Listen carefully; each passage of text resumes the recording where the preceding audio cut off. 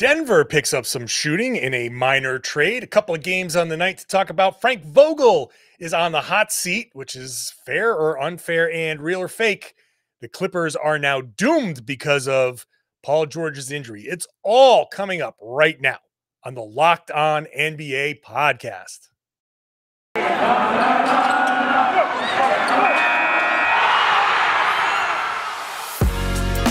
You are Locked On NBA, your daily NBA podcast. Part of the Locked On Podcast Network, your team every day. Dancey, sing-songy kind of intro music. Thanks for joining us on the Wednesday Locked On NBA podcast. Joining me, filling in for Jake Madison, Tony East, the Locked On Pacers podcast. We just talked Celtics-Pacers last week. Here we are talking NBA. How you doing, man? Thrilled to be here. Not the greatest slate ever, but still, it's the NBA. There's always a ton of news going on. A somewhat interesting trade, I suppose. The two coaches ago, title coach maybe on the hot seat. I didn't even know how to describe Frank Vogel at this point. Just a lot happened for a random Tuesday. It's the NBA. Yeah. For a two-game night, we actually got a lot to talk about. Today's show is brought to you by Prize Picks.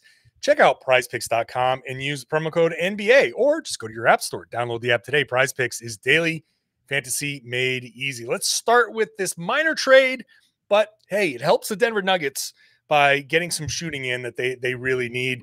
Bryn Forbes coming over from San Antonio. It's a 3-team deal, Boston, San Antonio, Denver. The Celtics get Bol and PJ Dozier, a couple of injured guys. It's a salary dump for Boston. The Spurs get Juancho Hernan-Gomez. Who knows what they're going to do with him. But the Nuggets, in the grand NBA sense, are the winners here by getting an affordable $4.5 million guy, Bryn Forbes, that's shooting over 40% this season. Yeah, he's a 42% from three this year on 4 attempts per game, and that's kind of what the Nuggets need. They've had a ton of guys out this season. They haven't been the greatest shooting team, and they've just been looking for wings in general. That's kind of been the report for them for forever, and per Woj's report on ESPN, all I have to give up is 2 guys who don't play for them and a second rounder that is 6 years off in the future. So maybe a kid that's 13 or 14 years old right now. I always love to think about second round picks in that way. So for them, for a team that has Jokic and is pushing for a title and needs all the good pieces they can get, yeah, that's a no-brainer move for them. And the other 2 teams get an asset or some savings. It's a win-win-win. And it's not often that Bryn Forbes is the prize of a trade, but the Nuggets really need him. They have not been shooting well this year.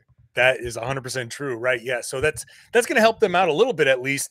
I will, on the Locked On Celtics podcast, cover the salary dump nature and the weird mechanics here that could actually lead to PJ Dozier, once he's done with the ACL recovery, being back in Denver if they want him, if he wants to be back there. This doesn't preclude any of that from happening. So that's the first of many moves by the Celtics. I'm sure the Celtics can be pretty active throughout the trade deadline. We'll see what else happens as we are now 3 weeks and a day away from the deadline.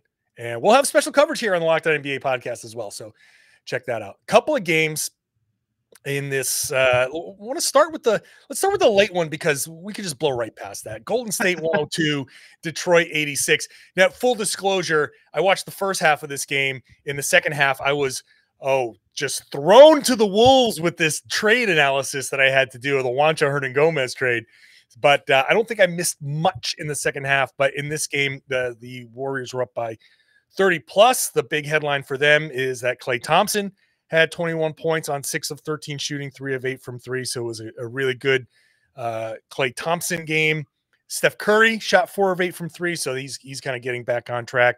And Jonathan Kuminga showing out a little bit. So you took the bullet here and watched all of this. What did you see in the second half? The second half was horrible. It was a sleepwalking second half. Yeah. The Warriors win this game by 16 points, and they sucked in the second half. They scored 36 points in the second half. The Warriors won by 16 and only scored 36 in the second half. And, you already mentioned the guy that for Golden State, I think, has merited the most discussion of late. Well, really both of them. Klay had his biggest scoring night of the season. That, of course, is relevant for a Golden State team with title aspirations. If he can be anything, if he can be a 20 points a game guy, all of a sudden they're way more dangerous. But Kuminga, another great game, his 4th in a row, 15 points a week ago against the Bucks, 25 against the Bulls. Then they play Minnesota. He has 19, and then he's in double digits again in this one against the Pistons, not as efficient as some of those other games, but he continues to be a threat for them. He had a double-double with 10 rebounds as well. So I'm not sure how long he'll be in the rotation. He's mostly playing a lot with Draymond out, but for a guy they picked so high and you know, a lot, they stumbled into the lottery and got this pick in the Minnesota trade to get some value out of that and something that could potentially bridge their franchise from one era to the next. He's been really good. The Pistons are just not a very good basketball team. They only had two guys shoot above 50% in this game. Their offense is just a boat sitting in place with no rudder for a lot of these games. So even when the Warriors only score 36.5, they easily can beat Detroit when they play like this. Yeah. First game back from a long road trip is usually a trap for teams, but Golden State obviously did what they had to do, came out hot, built up that huge lead. Watching Detroit just lose Steph Curry and just lose Klay Thompson on defense, those guys standing wide open in the corner while they're, I mean, that shows you how far Detroit has to go. Yep. But for Golden State, who has been struggling without Draymond, this is the exact type of game you kind of need to just kind of get back on track, get a little confidence going. Clay's got it going a little bit. Steph gets his, shoots 4 of 8 from 3, feels a little bit better about himself. It's a nice little kind of bounce back off of, some recent struggles. So, we'll see if this is something that's a little bit of a launching pad for them during the doldrums and as they try to figure out what's really happening with Draymond Green. The other game here is Minnesota 112-110 over the New York Knicks. This was just a wild game. I don't know how you felt about this. I felt like the score and the crowd and the atmosphere made it seem like, wow, this was a great game. But it didn't look like a great game when I was watching it. It was like the Knicks had just a ton of turnovers early, and then Minnesota just couldn't get out of their own way in the third quarter, and the Knicks just blasted them in the third quarter. And then the fourth quarter, it was kind of like I don't think it was more clutch play than who sucked less in the fourth quarter. Yeah, it was a weird game because the Knicks were really awful for a lot of it, and then just had this huge third quarter that made it look like they were playing great. And the Garden crowd is obviously so into every game that it looked like this awesome atmosphere, and the Knicks were playing well and ahead. And Kemba Walker had this 9 points in 90-second stretch in the fourth that almost put the game away for the Knicks, right? So the crowd was really engaged, and it was close for all the second half, which makes it look like this awesome game. But I think you kind of nailed it that the Knicks kind of looked like the Pistons, who we talked about earlier, ironically, for a lot of this, where their second half offense outside of that Kemba outburst, was horrible in the fourth quarter. Their offense in the fourth was really, really rough. I mean, he had that 9 points. They scored 19 the whole frame. So they only had 10 other points outside of that Kemba outburst in the fourth, whereas the Wolves were a little more balanced and were able to put it away at the end. Karl Towns hitting a nice shot at the end. Jalen Noel, who continues to be a nice little story this season, had 2 clutch buckets. That kind of tells you the story of this game a little bit, is that Jalen Noel's hitting some clutch buckets for Minnesota. So it was a fun ending. The Knicks were ahead with a minute and a half to go, but had trouble scoring down the stretch and missed some free throws that they would like to have back. But credit to Minnesota. They continue to be one of those pesky teams, and they have a lot of guys. My job is not to insert my own opinion into this that much, but they have a lot of guys that I just like watching. So they're just a fun team. They played well down the stretch of this game. They deserved it, and it was fun to watch them do it. Yeah, Karl Towns, 20 points, 5 rebounds, 3 assists, 50% across the board for him shooting. That fourth quarter offense, it was like, guys, you have Karl Towns. Get him the ball, please. And then he finally gets the ball, and he lowers the shoulder on Julius Randle, of all people. Big brick wall, Julius Randle lowers the shoulder, has this crazy lefty finish. It was like, that's why you have this guy. That's why you make him the focal point of your fourth quarter offense in a game like this. Still trying to kind of figure themselves out, the Minnesota Timberwolves are. Knicks, normally a good fourth quarter offense, like top 10 in the league. You would never have known it in this game. Yeah, it took a while for Minnesota to go to Towns. Like I said, Noel was doing stuff for them, but they were kind of forcing it through the guards, and Towns really took it over when they needed it to, which was strange. The Wolves are weird because as fun as they are, they have some issues like getting into sets and with very generic spacing stuff. They just get in each other's way sometimes off ball, which is very weird. Every time I watch them, they're young and clunky, and they're not bad. It's not like it's a huge hindrance, but it's just something that could speed them up a little bit. I feel like and make them way smoother. The Knicks are really good at these little interior dump off passes that I love, and it's like the only redeeming thing I like about the Knicks offense is Julius Randle flipping it to Taj Gibson from 3 feet away. Everything else they do just feels like a lot of your turn, my turn kind of stuff. So, yeah, the Timberwolves were just better in this game, and once Karl Towns figured that out, they won. It's a matter of who can get hot. The Knicks, like the final possession, I think is very indicative of the Knicks, where you had Evan Fournier really forcing it, and you could have swung it over to RJ Barrett, you could have swung it over to Kemba Walker, or swung it to RJ Barrett so he could get it to Kemba Walker. There are ball movement things that they could have done, passes they could have made, and plenty of time on the clock. My one note out of nowhere is Evan Fournier, who in the third quarter exploded and got himself to 26 points after 3 quarters, only had 1 point after that, keeping a streak alive. He has 3 games this season of 30-plus points. All 3 have come against the Boston Celtics. He has not scored 30-plus against any other team. I thought this was going to be the game where he broke it, and he did not. So, come on, Evan Fournier. The Celtics, I mean, the Knicks need to hypnotize him into believing that he's playing against the Celtics so he can get past that moving forward. All right, so those are the games. That's the news in the NBA. Now, an LA Times report on Frank Vogel, which is very kind of, I think, gross when it comes to Frank Vogel's job. I don't like the way this puts him, the position it puts him in. We're going to talk about that when we come back. First, I am going to talk to you about Prize Picks, which we have been talking to you about for months. If you have not signed up, I don't know what else to tell you. Now is the time to do it because they have an exclusive no-brainer. Absolutely take advantage of this offer. If you like daily fantasy sports, use the promo code NBA when you sign up at Prize Picks. You're going to get $50 for free if your player scores a single point. So unless you've got Draymond Green fouling out after 1 second in every pick that you make, you're going to get $50 for free with the promo code NBA. It's an exclusive offer. Prize Picks has the best daily fantasy prop game on the market. It offers more props than any other DFS prop operator. Plus, you can get the stars and some of these bench guys that we've been talking about, and maybe you can use your knowledge, the knowledge you learn on this podcast, to make a little bit of money here. You can pick 2 to 5 players, the over-under and their projections. You can mix teams. You can mix sports. So if you're playing on a day where there's the NFL playoffs, you could mix sports and combine that in your entry. It's very easy to do so. So go to prizepicks.com right now. Go to your app store. Download the app on both app stores.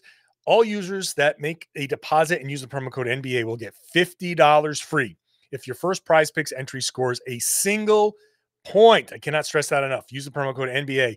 $50 free if your first Prize Picks entry scores a single point. Prize Picks is daily fantasy made easy. According to the Los Angeles Times, Frank Vogel's job is not necessarily in jeopardy yet. However, Tony, it's kind of like the way it was framed, according to the LA Times, is they have no immediate plans to replace him, but it puts him in a very tenuous position, and it almost makes it seem like he's coaching game to game to save his job, which to me is an unfair position because I don't know what you're asking Frank Vogel to do tomorrow that he didn't do yesterday. But for some reason, if it doesn't work tomorrow, then he's out. But because it worked yesterday, you got another day on the job there, Frankie boy.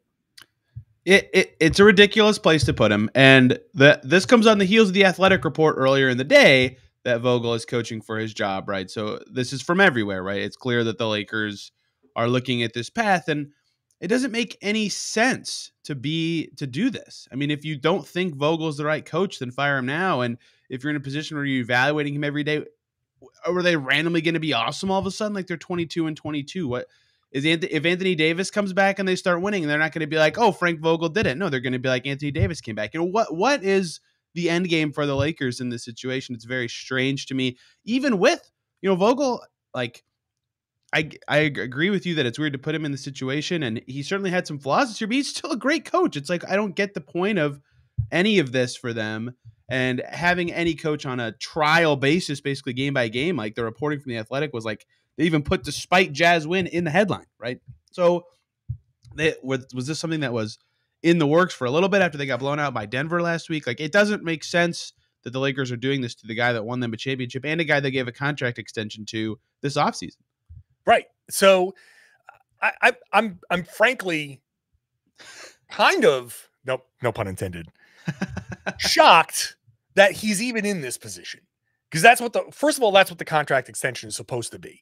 Secondly, when you look at the Lakers' issues, at where on the list is, oh, he doesn't know how to coach this team?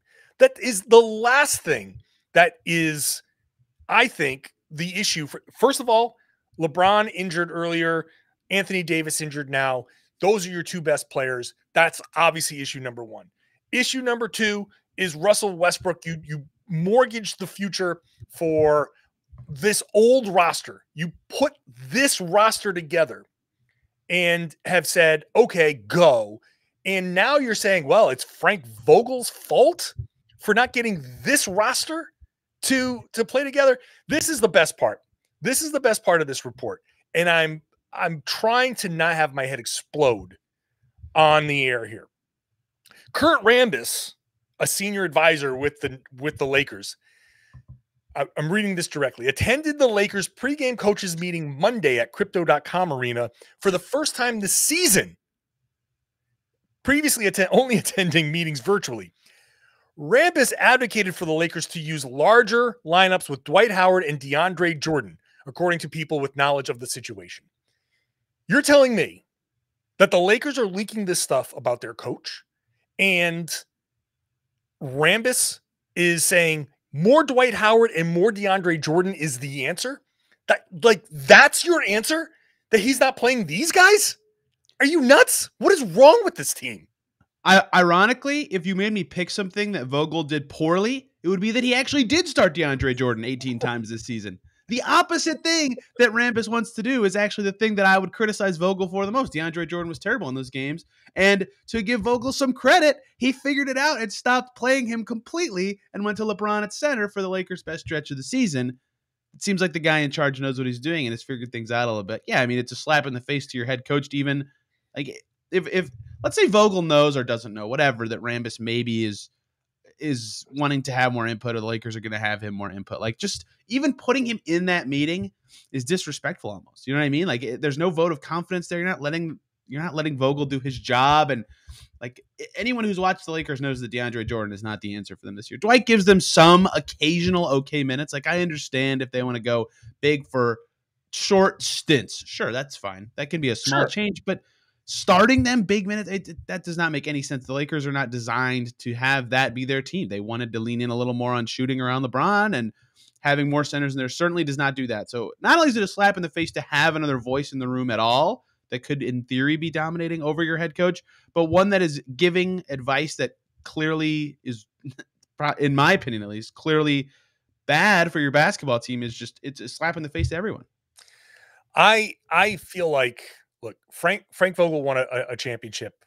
Now, personally, that was a unique circumstance. I happen to think like they were on the verge of having another season like they've had like last year. If they didn't have the shutdown and allow LeBron and Anthony Davis to kind of get healthy, they might not have that championship, which means they might have fired Vogel last year, which means that Jason Kidd probably would be the coach right now of the Lakers. And maybe Vogel would have gone off and coached the Dallas Mavericks, and Nick Angstead would be very happy right now. But I just, this Lakers organization, I bring that up just to say that this Lakers organization is a mess. And I don't believe in the moves that they've made.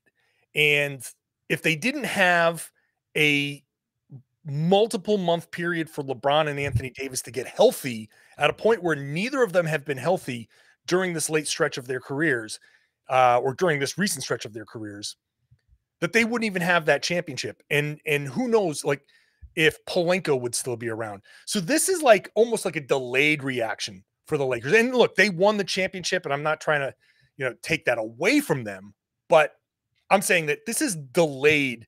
Like, that was not a championship won by the brilliance of the Lakers front office. Like, that was a championship won by circumstance and by the fact that LeBron and Anthony Davis were like, when they are healthy, they're unstoppable monsters of basketball players. So it's almost like not surprising to me. And the Lakers organization continues to be a mess. And frankly, if they didn't, I keep saying frankly, I don't mean that pun.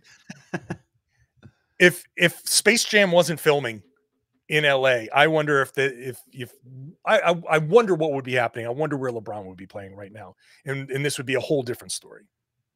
If you made me rank the Lakers' issues this season, and this is just, I did not type this before we started recording or anything. This is just looking at their record, their stats, where they are right now. 44 games in. They've had one guy play more than 32 games, right? So everyone on this team has missed 12 games or more except for Russ. And Russ has been super inconsistent for them. He has some games like against Utah a couple nights ago where he looked somewhat credible and helpful, and then he has stinkers against the Nuggets like last week. He's the guy who's played 44 for them. Injuries have been massive for them. LeBron's missed 12 games. Anthony Davis has missed 15 games, right? Just those are the two stars, obviously. But everybody, literally everybody's missed time. They got hit really hard by COVID. So roster construction would be my number one for them, obviously. They have a lot of ill-fitting pieces, not enough shooting. Injuries have been a big problem for them. COVID hit them really hard. I mean, those are the three things right away that stand out to me more than anything Frank Vogel has done incorrectly, despite him, being flawed as a coach this season. Those are three things that point more fingers away from him to me. So I'm just stunned that they would even be considering this route after he won a title 2 years ago, even with all the caveats that you just named. But it's the Lakers. They expect the best every single year, especially when they're paying this much for their roster. So we'll see what happens with the situation. But I'm certainly surprised to hear this. I just put Vogel at probably the bottom of the list of issues in LA. I agree with you. Like he's figured things out. Like he's right. Gone with the play those big guys the minutes long. Like he's not the problem. And the more that they want to scapegoat him, the worse it's going to be. I don't think a coaching change solves anything in LA. Another LA team has a problem, the LA Clippers. Paul George, the torn ligament in his elbow, still an issue. In fact, he's going to be out longer than anticipated. So we're going to play our regular Wednesday game, real or fake, how that impacts their playoff chances when we come back. First, let's talk about Built Bar, our favorite protein bar on the market right now here on the Locked On Podcast Network. It's going to help you get through these New Year's resolutions because I know how this goes. I have the same issue myself. Holidays come around. I'm a big eater. Mom's cooked a lot of great, Thanksgiving and Christmas dinners. I've put on a couple pounds. So my New Year's resolution, I want to get back in the gym. I want to drop a couple LBs, but I know that we're all going to slip. And you reach for that candy bar that you got stashed away in that drawer, and now you feel guilty. Don't do that to yourself. Replace that with a Built Bar because that candy bar's got 240 or so calories, 30 grams of sugar. It's crazy. Dozens of net carbs.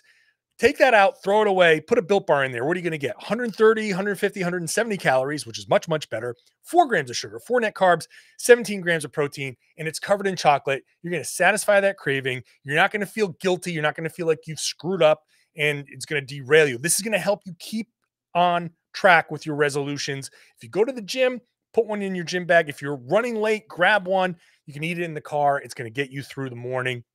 It's great for the keto diet. It applies. If you have a nut allergy, it's fine. There you have many, many options. And whatever your flavor, the flavors you like, coconut, peanut butter, mint, fruit, they've got options for you. So go to built.com, use the promo code LOCKED15. You can use it every single time at built.com. So you don't feel like you have to go stock up on a bunch of things you're not sure that you like.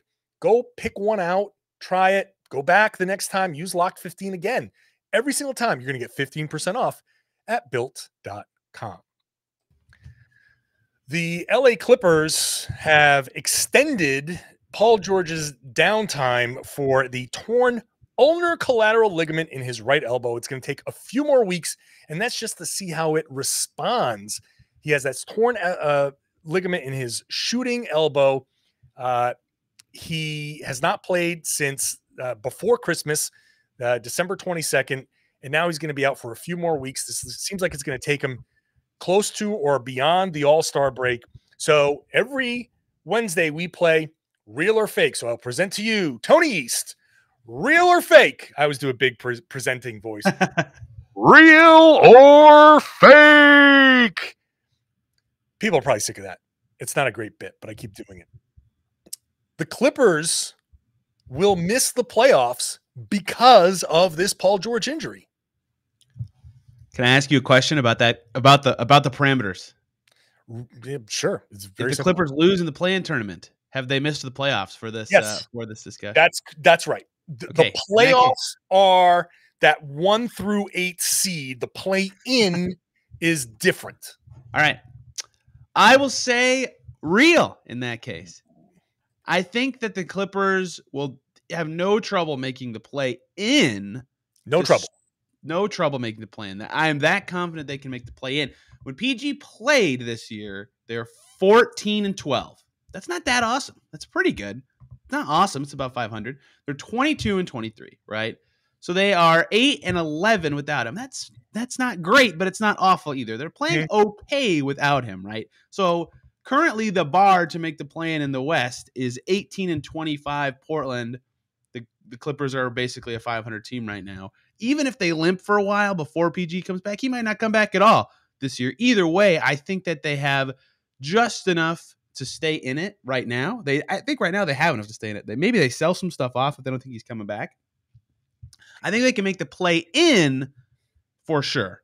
Mm-hmm. I don't think that from there they can make the playoffs. And if he does come back, even then they'll have to win twice or at least win a tough game. So that's where I think they're out, is the play-in, and then they still have to make it. And, maybe they could falter a little bit going forward. So can they make the play-in tournament? Yeah. Do I think they can make the playoffs? I do not. So I'll say real. Struggles coming up for the Clippers. Okay. So here's I'm going to say, I want to say real, but I'm going to say fake. And here's why. The strength of schedule remaining for the Clippers is it's tough. They've got the Suns, they got Golden State, but they've got some cupcakes on there too. They got 3 games against the Rockets. They've got New Orleans, OKC, Dallas. I'm sorry, they do have Dallas, but not. But they've got some cupcakes there that I think can keep them afloat. I think they can beat some of these decent teams that are coming up because there are other circumstances involved in back-to-backs and late season stuff with rest. And when you look at the standings, they are far enough ahead. They're 4.5 games ahead of the Kings. You got the Kings, Spurs, Pelicans, Thunder, and Rockets. None of those teams are going to knock the Clippers out of the play-in. You got Portland without Dame and their issues. You got Minnesota, who I don't trust, and you've got the Lakers. So as long as the Lakers and Clippers don't play each other, I think they can both make the playoffs. Now, what I do think is the Clippers are going to end up being the 8th seed, and they're going to get destroyed, Paul George or no Paul George. But I think the Clippers will sneak into the playoffs with the one asterisk caveat: if in the next few weeks it's obvious that the Clippers think, oh, he's done for the season, we're not even going to bother, and you see a Morris trade, and if you see some of these other pieces, then stuff like that, yeah, right, those potential pieces, it may behoove them to just say, you know what, forget it, we're not going to waste our time, let's get into the lottery, let's figure something out, use that pick to now. Do they have that pick? Whatever. They do not have their pick. They do not have that pick, so never mind. They do not. So they're going to be trying to win all season. They're not going to trying to win. So throw that out. Even if they trade away guys for other assets, they'll be trying to win all season. I think they're are pretty close to locked to make the play in, as you've explained. By the way, I just randomly thought of this while we were chatting. This is a really small competitive advantage just for the teams in LA. But right, like hosting the play-in game for the 7-8 is like kind of important, right? Having it on your home court. If the Clippers and Lakers get locked into 7-8, do they care? Who cares? It's in your building either way. Well, who cares what letters are on the court, right? Right. Well, I mean, it's going to be a Lakers game because there's no. yeah. You know, who cares? They don't have to push for 7 all of a sudden. They can just be locking it in. So yeah, even if they sell off stuff, they're not going to be tanking or anything. They don't have their pick. It's unprotected to OKC. Yeah, I think they're a lock to make the play in. It's just it's tough to. Like last year, we saw with Golden State, who was 8. Like that doesn't mean anything. You know, you still got to make it, and that's where I think they'll fall short this year. So I think I'll say it's just borderline fake. But look, Paul George, the injuries keep piling up for him, and the sad thing is that he was for a second there. We were talking about him in the MVP conversation, like in the early first return type of conversation about the MVP. Paul George was like right there, and to have that fall apart, Jake, had said like in our early like prediction episodes that without Kawhi, like this is Paul George's time to shine, and now he's going to miss most of the rest of the season or a big chunk of it. I hope he comes back and maybe they can make a little bit of a run, but I don't see it. They were 8-4 and they'd won 7 in a row, and he was like 27 points per game at that time. I mean, he was popular in those discussions at that time. Those Clippers were looking good. It sucks that in his chance to shine, he's hurt, but it's such his life in the NBA. The West is so open. Like Phoenix is good. Golden State, you don't know what's going on with Draymond. Memphis is hot, but you don't know if you can trust them. Utah has their issues. Dallas and Denver are a mess. Like this is a time to like. This is actually a great time to be in the West and be like, hey, maybe we can make like an unprecedented run or something like that. So it's almost like we can say that if Paul George does come back and he's healthy, maybe they make a big run that we don't expect. I'm sitting here talking about them missing the playoffs. They could just as easily, and this is probably the conversation that's going on in the front office, like if he comes back, why sell off all your pieces? If he comes back, who are you afraid of in the West? Like two or three teams? Like you have an opportunity with your style, with the guys that you have that can make shots, tough shots. Who knows? And Ty Lue has shown he can lead those undermanned teams to playoff success. You have a great head coach who can make great adjustments. Like I don't know. It's such a wild, precarious position for the Clippers. All right. Yeah, but they're underachieving. Should they fire Ty Lue like their LA counterparts? I mean, that's right. That's right. You never know. I mean, he has. What has he done? Right. That's how ridiculous. Not that ridiculous, but that's kind of how ridiculous the Lakers stuff seems. It's almost at that level. I wouldn't be surprised. All right. That's the show. That's the Wednesday show. Not bad. I keep saying like every Wednesday I get these like 2-game nights, and I feel bad. Like yesterday, Matt and Dave Vermeil were just watching basketball from like noon to like wherever. The MLK Day. They had the MLK Day slate. And they're like, they just basically woke up, made a pot of coffee, and watched basketball all day long. I watched like 6 quarters of basketball for this show. I feel like I should get them like an edible arrangement or something. Thanks for pinch hitting here, Tony. Tony's at T East NBA. He's host of Locked On Pacers. I'm John Karalis at John_Karalis on Twitter. I host Locked On Celtics. Thanks for making us your first listen every day. Make Locked On Bets your second listen, or Locked On Now for a regular recap from our local experts. Thanks for listening. Thanks for watching. Thanks for subscribing to the show. It's on YouTube. Watch it on YouTube and share the podcast. Tell everybody that they should be listening to and watching the Locked On NBA podcast right here on the Locked On Podcast Network.